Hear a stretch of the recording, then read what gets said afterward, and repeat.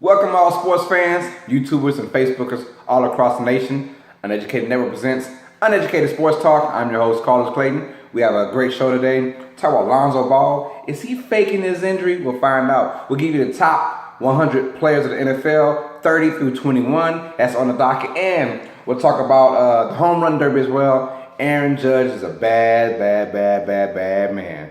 So, with that being said, before we get started, like I said, the Uneducated Network is coming out, and man, I'm pretty soon we'll be in full force mode now. So everyone, please subscribe to Uneducated Network on YouTube. Please do that because it will be a great show, and we got a lot of things going on. So I'm excited. I know you guys are excited. Thank you for the ones who have followed me on Uneducated Sports Talk. If you guys are following me, please go to Uneducated Network as well. Subscribe to that show as well because I'm part of that, and my crew is a part of that. So we're gonna have a blast doing that. So let's start off with the NFL. We have our top 100 NFL players list, 30 through 21. At number 30 is the man, the myth, Earl Thomas, the safety for the Seattle Seahawks. And these Seahawks defenders are getting much love from the NFL peers. This has gotta be, it feels like 25 Seahawk players in here. They're all on the defense. No, but I'm all serious though. Earl Thomas is basically the captain of that defense. You saw what happened with him when he got hurt. He had 107 straight games playing until he got hurt in week 13. And after that, their defense sort of crumbled. They could have usually really used him against Green Bay when they got their butts torn up pretty much. They could have used him in a big way. But he is the engine that goes. The cornerbacks are fine, but he plays that free safety. He's probably the best free safety in the game, in my opinion. And without him, they kind of crumble toward the end of the season. But with him being back, the Seahawks team, just watch out. Their defense is just nasty. It's ridiculous. So he is number 30. Earl Thomas, safety for the Seahawks. At number 29, we have Mike Evans, the big, strong wide receiver for the Tampa Bay Buccaneers. 96 catches, 1,321 receiving yards, 3 straight. He's only like one of 4 receivers in NFL history to start off their career with 3 straight 1,000 receiving yards. He's only getting bigger. He's only getting better. He's only getting faster, getting wiser. Jameis Winston has the number 1 target. That's good if you're a Bucs fan. You know who your guy is. You know who your quarterback is. You know who your receiver is. Now, if you just get everything else in place to go along with it, you'll be fine. Excuse me. But Mike Evans, what a tremendous year so far. He's faster than what he looks. He's much bigger than what he looks. And he's already a big dude. And he's better than what he looks like. You'll go in a game, I mean, unless you're a Saints fan. Trust me, I've seen him twice a year. I've seen what he can do. In the 6 games he played him, he tore our butts up. So I know all about him. But he plays big, and he comes up in big moments. And you like that about him. I'm glad that he is in this top 30, to be honest, because he's probably one of the 30 best players in the game. He can't be stopped on offense. At number 28, we have Landon Collins, the safety for the New York Football Giants. I call him Mr. Do-It-All for that team. 5 interceptions, 4 sacks, over 100 tackles. Not too many guys at that position are doing those kind of numbers. You don't get 4 sacks and 5 interceptions as a safety, and then over 100 tackles too. That's incredible. He is, like I said, one of the big reasons why the Giants were the number 2 overall defense in the league. Did such a phenomenal job. Guys who are your back guys, you got to trust them to be your last line of defense, your safeties, your free safeties, and your strong safeties. And he does it all. So he's Mr. Do It All. And I like what the Giants have blooming this year. I'm so excited. That's why I have them winning the NFC East this year. Yes, I said it. The New York Giants will win the NFC East. You heard it first. Carlos Clayton, Uneducated Sports Talk. But at number 26, we have Travis Kelce, the tight end for the Kansas City Chiefs. One of the few weapons they actually have on offense. Alex Smith has a go-to guy. He needed him. Travis led the whole entire league in tight ends and receiving yards and receptions with 85 catches, 1,125 yards.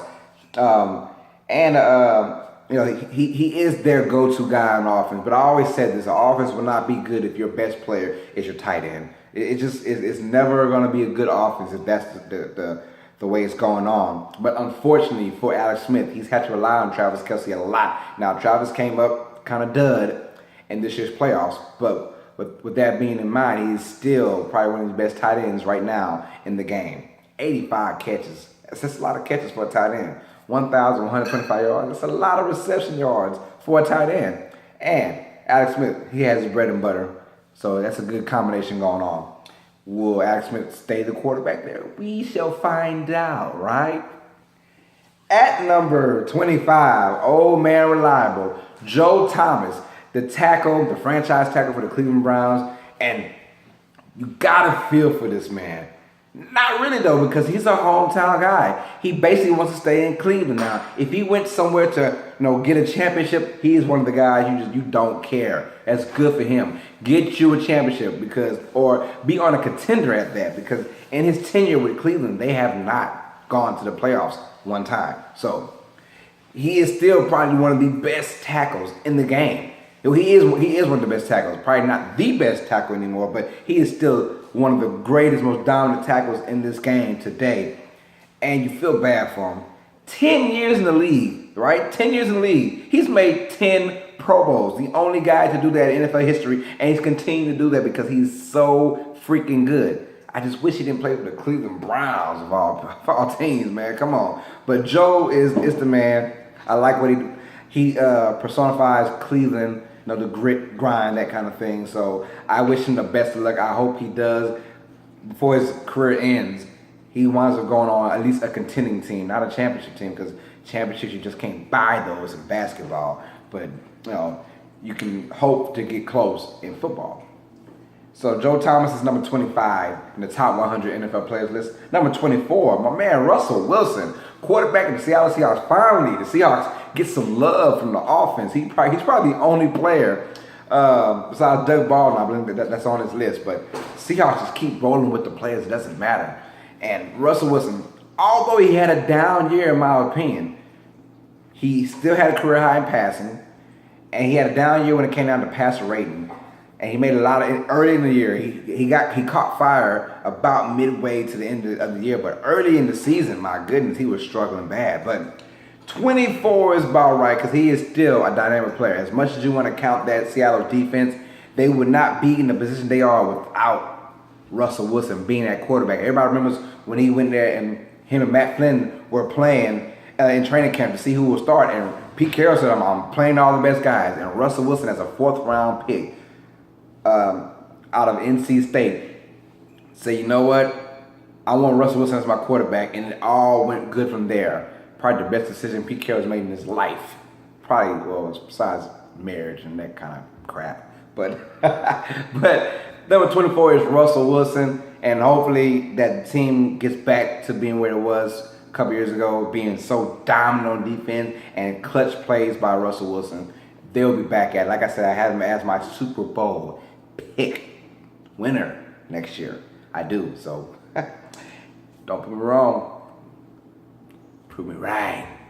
At number 23, Rob Gronkowski, the tight end of the New England Patriots. Yes, he did not play a lot in this season at all. But like I said, it's by your peers. Your peers want it. So the peers thing. And when healthy, Rob Gronkowski is the biggest mismatch in NFL history. This guy is like 6'7", 270, can run a 4.5, has great soft hands, and he can run like a gazelle when he gets the ball, and he's tough as stones, and he's a great blocker. So you would think Rob Gronkowski is a top 3 pick when healthy, or the top 3 best players in the league. But the Patriots have showed. That's probably why he went so low to 23. The Patriots showed that we can win without Rob Gronkowski. So there you go. That's why he's number 23. I think he should be a little higher than that. But that's just my opinion. But his injury set him back. Understandable. But since coming into the league in 2010, he has 68 receiving touchdowns, which leads the NFL.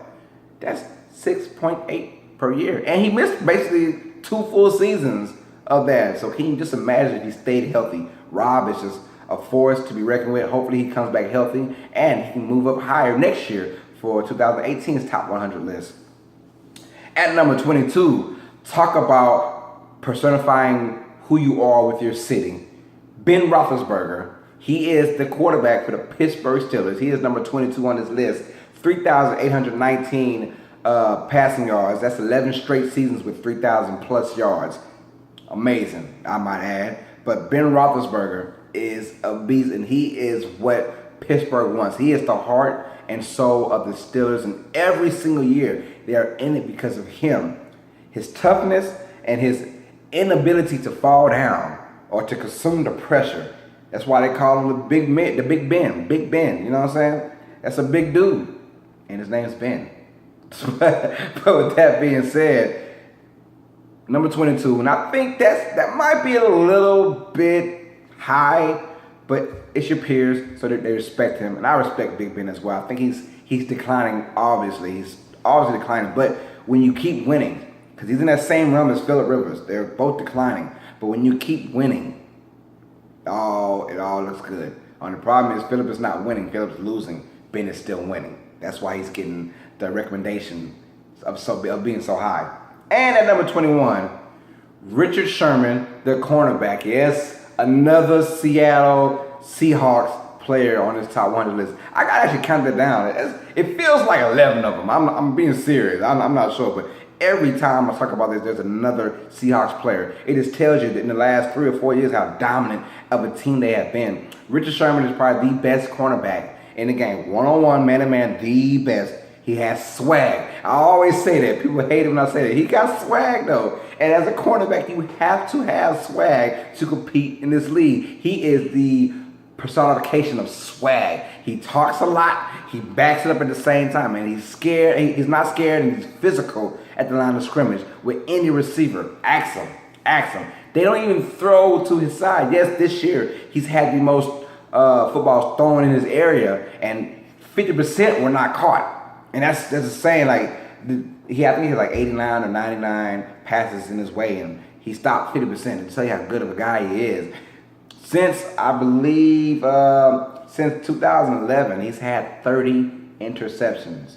30 interceptions, which leads to NFL since that time. So the man is a bog, and there's a reason why people don't throw his area.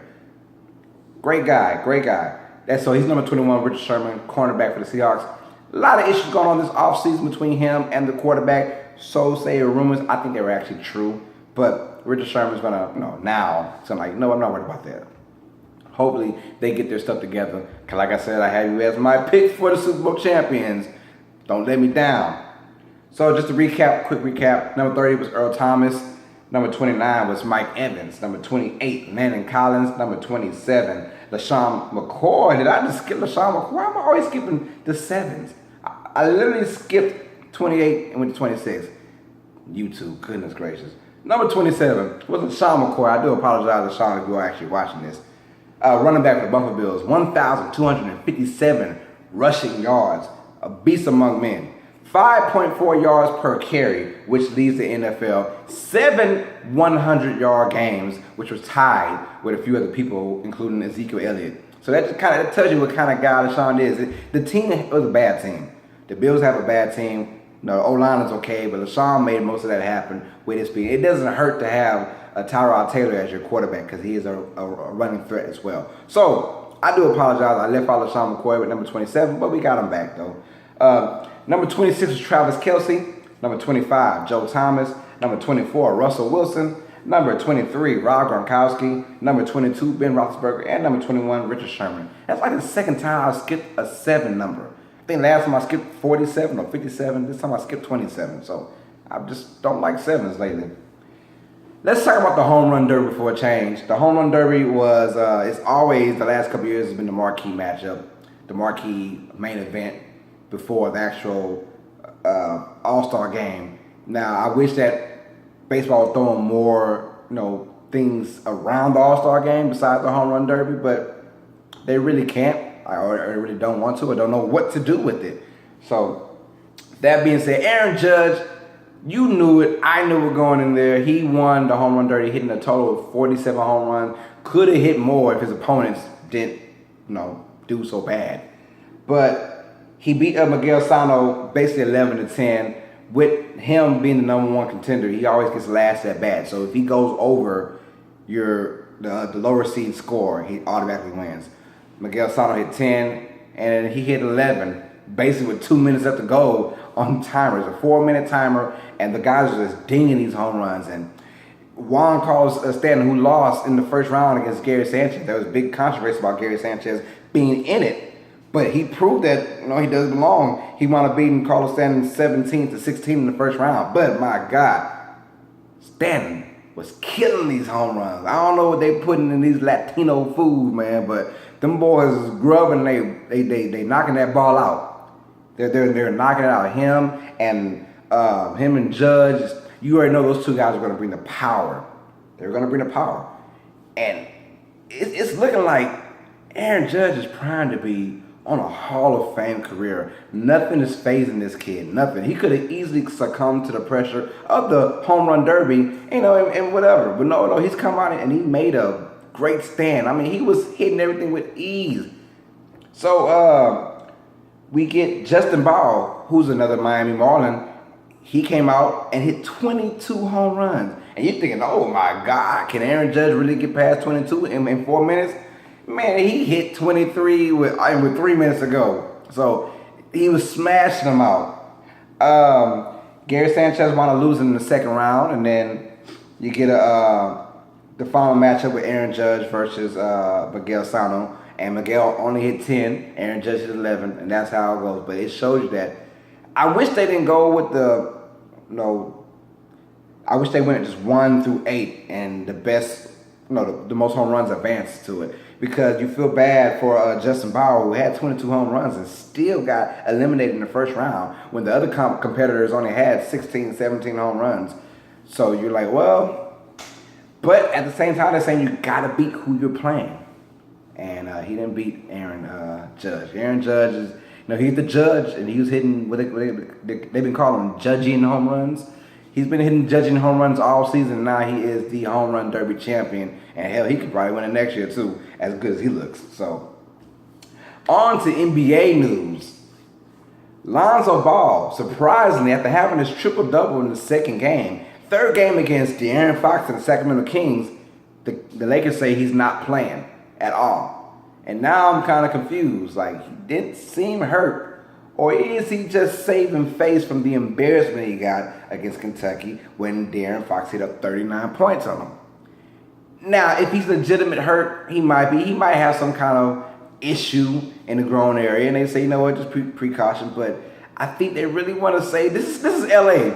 This is LA. If it was any other team, you can kind of believe it. Maybe the Cavaliers, LeBron James. But any other team besides the Cavs and the Lakers, you will believe it. But it's the Lakers, so they probably set him out on purpose. Set him out on purpose. Hey, we don't want you to face De'Aaron Fox until this time in the regular season where it counts. Right now it don't count. We don't want now. It's tough to think that. And you wouldn't think that your management or front office would sit you out on purpose just because they don't want you to be embarrassed. So hopefully he's legitimately hurt and or have some discomfort.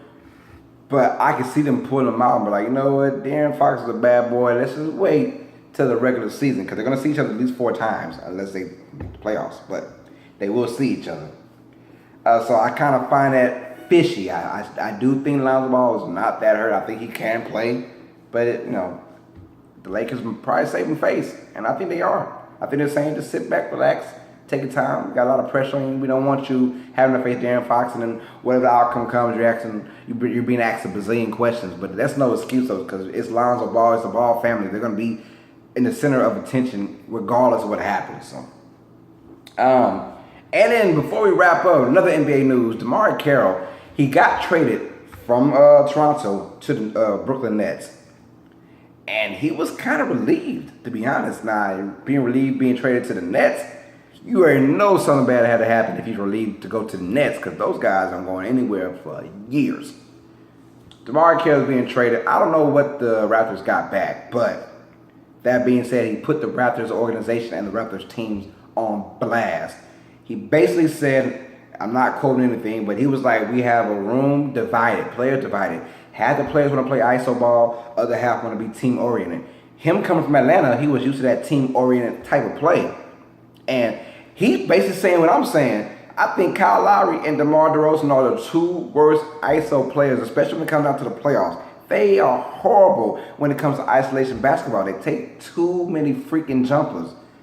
Mid-range jumpers too. I don't like that. Too many jumpers at that. Drive the ball. And he was saying he wanted more team orientation or more team oriented to where that everyone's getting touches. The ball is steady moving. No more ball stoppers. No more just hold on to the ball for 13, 14 seconds and now you got to put up a bad shot. He wanted more ball movement, more fluent. And I don't blame him. Like I say, he came from that Atlanta system to where they had guys, everyone touched the ball. I mean, they had 4 All-Stars at one time. And he was probably the only guy that didn't make the All-Star team. But he was a big part of what they did. Now he's in Brooklyn and he's probably regretting going to Toronto just a little bit. Dwayne Casey and that crew said they are going to try and implement a more ball-oriented, but it says is no. But he told that to Damari, but Damari is saying, well, it's not. I don't believe that at all because once those guys aren't getting their touches, they will force their way to get touches, and so he's kind of relieved not to be part of that because he knows that once the team-oriented ball, kind of fades out, everybody wants to touch this. Kyle Lowry's going to get his shots. And then, of course, DeMar DeRozan's going to get his shots. So I do not blame him one bit for feeling that way. But going to the Nets, you got to know that you want the hell out of Brooklyn bad because those guys aren't going anywhere for a long time. So it's going to be tough for that to happen. Hopefully Toronto get their thing together, but I think they should never got Kyle Lowry. They should never sign Serge Ibaka back. They should have just blew it up, started over. Your fan base is going to be with you anyways, no matter what happens. You're Toronto. You're the lovable Canadian people, Everyone loves it. Everyone's so friendly out there, and I like the fact that they're friendly. So even if you're second as an organization, they're going to represent you no matter what. Got to think about it. Be smart. Be smart. But that being said, it was a great show. To wrap everything up, we did our top 130 through 21 NFL players. We had our Aaron Judge home run derby champion, DeMar Carroll. He's glad to be out. And then, of course, we had Lonzo Ball, who's probably glad to be out of his game because he doesn't want to face De'Aaron Fox anytime soon. So hit me up, like, subscribe, comment. Check me out on Facebook. My name is Carlos Clayton. I'm from Lake Charles, Louisiana, if that helps. Check me out on Twitter, @CarlosClayton_. I repeat, @CarlosClayton_. And be ready because I will have a lot of 2 to 3 minute videos on Twitter talking about random current topics of sports. So be on the lookout for that. So my Twitter name is @CarlosClayton_. Check that out, y'all. And we had a blast today. So next episode, we'll give you the 20 through 10 of the top 100 list. And we'll probably give you more Summer League news. And hopefully we can find some NFL news. Come on, NFL. I'm ready for you guys, man. So this is Carlos Clayton. Uneducated Never presents Uneducated Sports Talk. I'm your host, Carlos Clayton. And as always, sports fans, stay smart, stay uneducated. Peace.